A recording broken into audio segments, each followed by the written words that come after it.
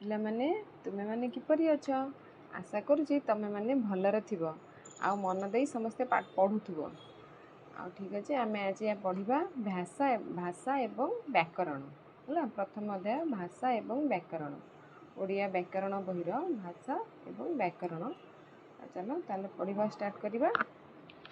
ଯେତେବେଳେ ଆମେ ଅନ୍ୟ ଆଗରେ ନିଜ କଥା କହିବାକୁ ବା ଅନ୍ୟର କଥା ଜାଣିବାକୁ ଚାହିଁଥାଉ, ସେତେବେଳେ କୌଣସି ମାଧ୍ୟମର ଆବଶ୍ୟକତା ପଡ଼ିଥାଏ। କହିବା, ଶୁଣିବା ବା ଲେଖିବା ଦ୍ୱାରା ନିଜର ମନୋଭାବ ପ୍ରକାଶ କରିହୁଏ ବା ଅନ୍ୟର ମନୋଭାବ ଜାଣି ହୁଏ। ଏଥିପାଇଁ ଭାଷାର ଆବଶ୍ୟକତା ପଡ଼ିଥାଏ। ପରିଭାଷା। ଭାଷା ଏପରି ଏକ ମାଧ୍ୟମ ଯଦ୍ୱାରା ନିଜର ବିଚାର ବା ଭାବନାକୁ ଅନ୍ୟ ପାଖରେ ପ୍ରକାଶ କରିହୁଏ ଏବଂ ଅନ୍ୟର ବିଚାର ଓ ଭାବନାକୁ ଜାଣି ହୁଏ। ତ କ'ଣ ହେଲା, ତା ମାନେ ପରସ୍ପର ମଧ୍ୟରେ ଭାବର ଆଦାନ ପ୍ରଦାନ କାର୍ଯ୍ୟଟି ଯାହା ମାଧ୍ୟମରେ ହୋଇଥାଏ ତାହାକୁ ଭାଷା କୁହାଯାଏ। ବୁଝିପାରିଲ? ତମେ ଭାଷା କହିବା ପାଇଁକି, ଜଣଙ୍କ ବିଷୟରେ ଜାଣିବା ପାଇଁକି ନା କାହା କଥା ବୁଝିବା ପାଇଁକି ତ ଆମେ କ'ଣ ବ୍ୟବହାର କରୁଛେ? ଭାଷା ହିଁ ବ୍ୟବହାର କରୁଛେ। ନହେଲେ ଜାଣିବା କେମିତି କିଏ କ'ଣ କହୁଛି, ତମେ କାହାକୁ କ'ଣ କହିବାକୁ ଚାହୁଁଛ ତ ଜାଣିବ କେମିତି? ତେଣୁ କରିକିନା ଆମେ କହିବା ପାଇଁ, କାହା କଥା ଜାଣିବା ପାଇଁ, ଆମ କଥା କାହାକୁ ଜଣେଇବା ପାଇଁକି, କାହାକୁ ବୁଝିବା ପାଇଁକି ତ ଆମେ ଭାଷାର ହିଁ ବ୍ୟବହାର କରିଥାଉ। ହେଲା, ତ ସେ ଭାଷାଟା ଆମେ ଜଣଙ୍କୁ କହିବା, ଆଉ ଜଣେ ଆମକୁ ତା ଭାଷା କହିବ, ତ ପରସ୍ପର ଭିତରେ ଆଦାନ ପ୍ରଦାନ କାର୍ଯ୍ୟକ୍ରମ ଚାଲେ ସେ ଭାଷା ଜରିଆରେ। ପରସ୍ପର ମଧ୍ୟରେ ଭାବର ଆଦାନ ପ୍ରଦାନ କାର୍ଯ୍ୟଟି ଯାହା ମାଧ୍ୟମରେ ହୋଇଥାଏ ତାହାକୁ ଭାଷା କୁହାଯାଏ। ହେଲା, ତାପରେ ପ୍ରୟୋଗ। ଦୀପକ ପଚାରିଲା, ତୁମ ମା' କାଲି କୁଆଡ଼େ ଯାଇଥିଲେ? ମୋ ମା' କାଲି ମନ୍ଦିରକୁ ଯାଇଥିଲେ, ରାଜେଶ କହିଲା।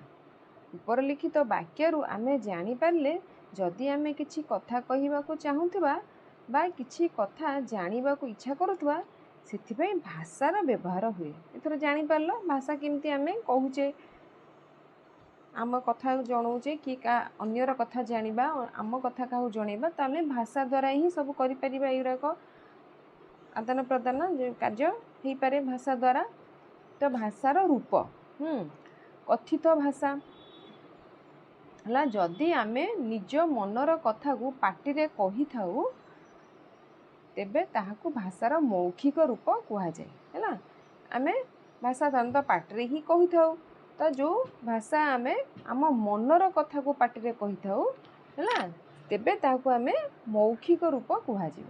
ଯଥା, ମା ପୁଅକୁ ଗପ ଶୁଣାଉଛନ୍ତି, ସୀତା ଗୀତାକୁ ଗୀତ ଶୁଣାଉଛି, ଏଇଭଳି ହେଲା ମୌଖିକ ରୂପ। ପାଟିରେ କୁହାଯାଉଥିବା ଭାଷାକୁ ମୌଖିକ ଭାଷା କୁହାଯାଏ। ଯେତେବେଳେ ଭାଷାକୁ ଆମେ ମୌଖିକ ରୂପରେ ପ୍ରୟୋଗ କରିଥାଉ, ସେତେବେଳେ ନିଜର କଥାକୁ ପାଟିରେ କହିଥାଉ, ଅନ୍ୟର କଥାକୁ କାନରେ ଶୁଣି ଜାଣିଥାଉ। ଅନ୍ୟମାନଙ୍କ କଥା ଆମେ କାନରେ ଶୁଣିକିନା ଜାଣିଥାଉ, କିନ୍ତୁ ଆମେ ଯେତେବେଳେ ଆମ ପାଟିରେ କୌଣସି ସାଧାରଣ କଥା କହିବାକୁ ଚାହୁଁଛେ, ଯେଉଁଟା ଆମ ମନ କଥା, ଯେଉଁ କଥା ଆମର, ତ ସେଇଟା ହେଇଗଲା ମୌଖିକ ଭାଷା କୁହାଯିବ। ହେଲା, ତାପରେ ଆସିଲା ଗୋଟେ ଲିଖିତ ଭାଷା। ଯେତେବେଳେ ଆମେ ଲେଖିକରି ଅନ୍ୟ ପାଖରେ ନିଜର କଥା ପହଞ୍ଚେଇଥାଉ, ତାହାକୁ ଭାଷାର ଲିଖିତ ରୂପ କୁହାଯାଏ। ହେଲା, ଲେଖି କରିକି ବି ଆମେ କହିଥାଉ ଜଣକୁ କାହାକୁ, ତ ସେଇଟା ହେଇଯାଏ ଲିଖିତ ଭାଷା। ସେହିପରି ଯେପରିକି ଆମର କ'ଣ ହେଲା, ସାଗରିକା ତା ବାପାଙ୍କ ପାଖକୁ ଚିଠି ଲେଖିଲା, ମୌସୁମୀ ଗାଈ ବିଷୟରେ ଏକ ରଚନା ଲେଖିଲା। ହେଲା, ଆମେ ଜଣଙ୍କର ଏଠି କ'ଣ ଲେଖିଲା, ଜଣଙ୍କୁ ଜଣଙ୍କ ବିଷୟରେ, ତମେ ତମ ସାଙ୍ଗ ପାଖକୁ, ତମ ସାଙ୍ଗ ଜଣେ ଦୂରରେ ଅଛି, ତମେ ତା ପାଖକୁ ତମର ଭଲ ମନ୍ଦ ସବୁ କଥା ତମେ ତମ ସାଙ୍ଗକୁ କେମିତି ଜଣେଇଲ? ଚିଠି ଜରିଆରେ ଜଣେଇଲ। ହେଲା, ସେଇଭଳି ଲିଖିତ ଆକାରରେ ଜଣେଇଲ, ସେଟା ହେଇଗଲା ଲିଖିତ ଭାଷା। ଆଉ ଗୋଟେ ସେମିତି ମୌସୁମୀ ଗାଈ ବିଷୟରେ ଏକ ରଚନା ଲେଖିଲା, ତମେ ସେମିତି ଗୋଟେ କାହା ବିଷୟରେ ଲେଖିବାକୁ ଚାହିଁଲ, ତମେ ତମ ମାଆଙ୍କ ବିଷୟରେ ଲେଖିବାକୁ ଚାହିଁଲ, ତମ ବାପାଙ୍କ ବିଷୟରେ ଲେଖିବାକୁ ଚାହିଁଲ, ଗୋଟେ ବିଷୟରେ ଗୋଟେ ରଚନା ଲେଖିବାକୁ ଚାହିଁଲ, ତ କେମିତି ତମେ ସେ ଜିନିଷଟା ଜାଣେଇବ, ଲେଖିବ, କ'ଣ କରିବ, କେମିତି ଜଣେଇବ? ତମେ ଲେଖିବା ଆକାରରେ ଲିଖିତ ଭାବରେ ଲେଖିଲାଠୁ ସେଟା ହେଇଗଲା ଲିଖିତ ଭାଷା। ତ ହେଇଗଲା ସେଇଭଳିଆ, ତମେ ଲିଖିତ ଭାବରେ ଲେଖିଲ, ତ ହେଇଗଲା ସେ ଲିଖିତ ରୂପ, ଲିଖିତ ଭାଷା। ହେଲା, ତାପରେ ଯେତେବେଳେ ଆମେ ଭାଷାକୁ ଲିଖିତ ରୂପରେ ପ୍ରୟୋଗ କରୁ, ସେତେବେଳେ ଆମେ ଲେଖିକରି ନିଜର ମନର ବିଚାରକୁ ଅନ୍ୟ ପାଖରେ ପହଞ୍ଚାଇଥାଉ। ଅନ୍ୟର ମନ କଥାକୁ ପଢ଼ିକରି ଜାଣିଥାଉ ହେଲା। ତେଣୁ ଲେଖା ଯାଇଥିବା ଭାଷାକୁ ଲିଖିତ ଭାଷା କୁହାଯାଏ ହେଲା। ତମେ ଲେଖିକି କାହାକୁ ଜଣାଅ ତମ ମନ କଥା, କି ଅନ୍ୟ କିଏ ତା ମନ କଥା ଲେଖିକି ତମକୁ ଜଣାଏ, ତ ସେଇଟା ହେଇଗଲା ଲେଖିକରି ଯେଉଁ ଭାଷାଟା ଲେଖାକି ଜଣା ହେଇଥାଏ, ମନର କଥା ଭାବ ପ୍ରକାଶ କରାଯାଏ, ମନର କଥା ପ୍ରକାଶ କରାଯାଏ, ତ ସେଇଟା ହେଇଯାଏ ଲିଖିତ ଭାଷା। ଏଣୁ ଲେଖାଯାଇଥିବା ଭାଷାକୁ ଲିଖିତ ଭାଷା କୁହାଯାଏ ହେଲା। ତାପରେ ଆସିଲା ମନୁଷ୍ୟର ଧ୍ୱନି ଆସିଲା। ଧ୍ୱନି, ମନୁଷ୍ୟର ଭାଷା ବ୍ୟତୀତ ଆହୁରି ଅନେକ ଧ୍ୱନି ଅଛି ହେଲା। ଧ୍ୱନି କ'ଣ? ଯେପରି ବିରାଡ଼ିର ମ୍ୟାଉ ମ୍ୟାଉ, ଗାଈର ହମା, କୁକୁରର ଭୋ ଭୋ, କାଉର କା କା, ଘର ଚଟିଆର କିଚିରି ମିଚିରି, ନଳକୂଅ ପାଣିର ଟପ୍ ଟପ୍, ଉଡ଼ାଜାହାଜର ଘୁଁ ଘୁଁ, ମୋଟର ସାଇକେଲର ଫଟ୍ ଫଟ୍।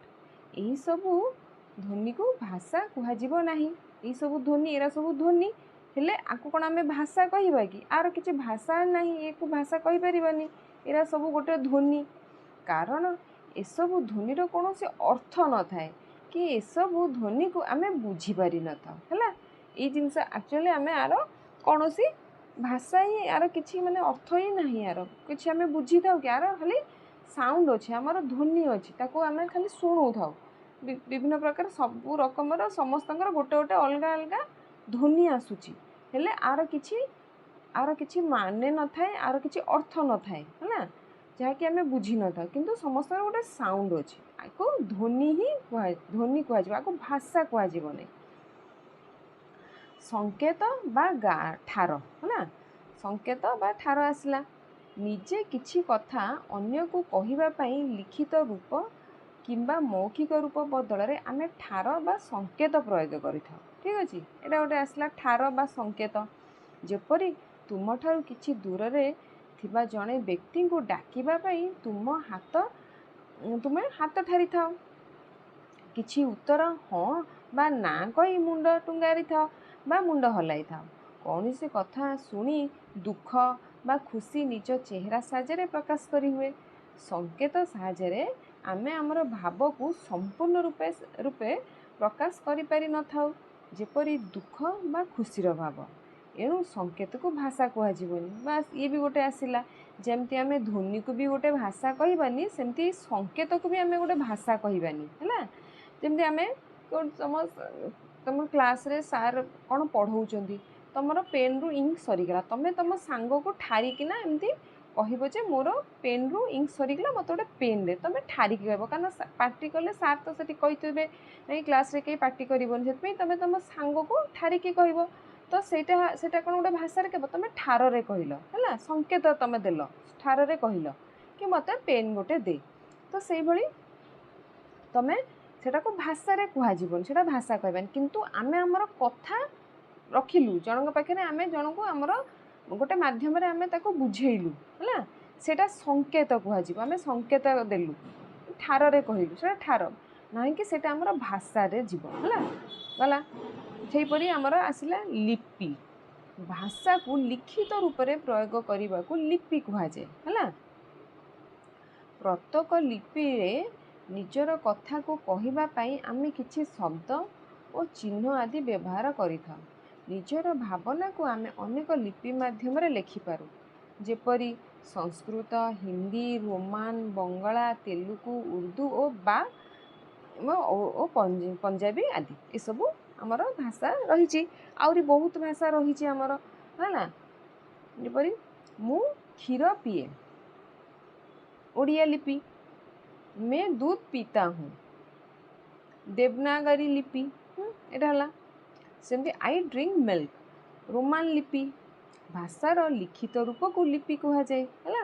ଯେଉଁଟା ଭାଷା ଆମର ଯେଉଁ ଭାଷା ରହିଛି ସେଇଟା ଯଦି ଲିଖିତ ଭାବରେ ରହିଛି ସେଟାକୁ ଆମର ଲିପି କୁହାଯିବ ହେଲା। ଏଇଟା ମନେ ରଖ ସବୁ।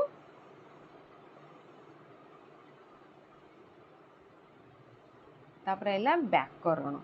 ବ୍ୟାକରଣ କ'ଣ? ପ୍ରତ୍ୟେକ ଭାଷାକୁ ପଢ଼ିବା, କହିବା, ଲେଖିବା ଏବଂ ବୁଝିବାରେ କିଛି କିଛି ନିୟମ ଅଛି।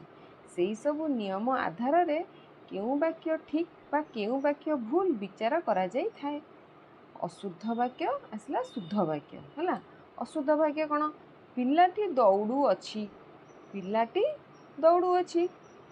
ଅଶୁଦ୍ଧ ବାକ୍ୟ ପିଲାଟି ଉଡ଼ୁଅଛି।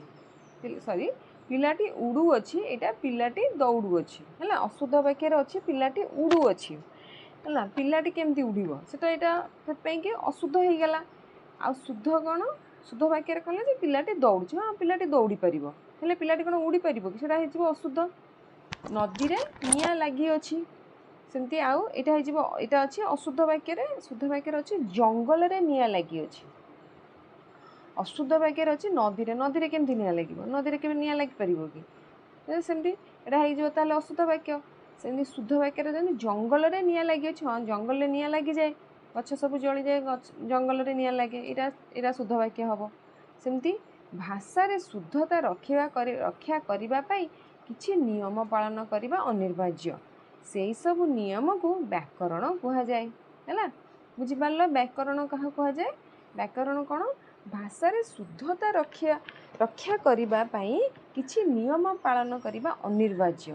ସେଇ ସବୁ ନିୟମକୁ ବ୍ୟାକରଣ କୁହାଯାଏ।